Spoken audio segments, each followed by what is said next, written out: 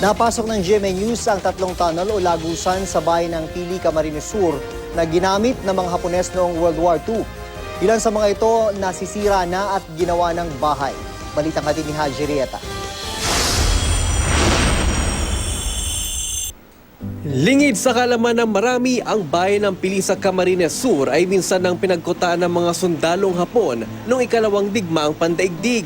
Isa sa mga pruweba ay ang 3 tunnel o lagusan na makikita pa rin sa lugar.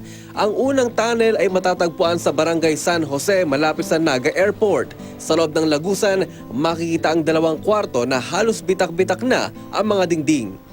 Ang ikalawang tunnel naman, ginawa ng tirahan ng ilang residente mula pa noong dekada 80. Makikita pang isang kama sa loob, palatandaan na may tumitira rito. Dahil din dito, nabarahan ng 2 pinto ng lagusan kaya't hindi na ito mapasok.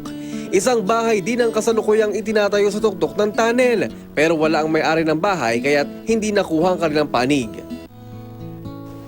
Sa Barangay Kadlan, matatagpuan naman ang pinakamalaki sa 3 tunnel. Wala halos nakakaalam na may lagusan pala roon lalo't nasa ilalim ito ng isang burol. Ito ay tinago dahil ginawa siya sa ilalim ng lupa. Ilang treasure hunters nga raw ang pumupunta sa mga tunnel. Itong mga nakaraang taon, may mga Hapon daw na nagpunta roon. Ang kanilang pakay ay ang mga tunnel. Kaya hinihinalang may nakatagong kayamanan sa mga lagusan. Nangangamba naman ang grupong Pili Banwan Ko, Padangat Ko na tuluyang masira ang mga tunnel dahil tila hindi ito nabibigyan ng pansin. Kaya umaasa silang may papaayos ang 3 tunnel.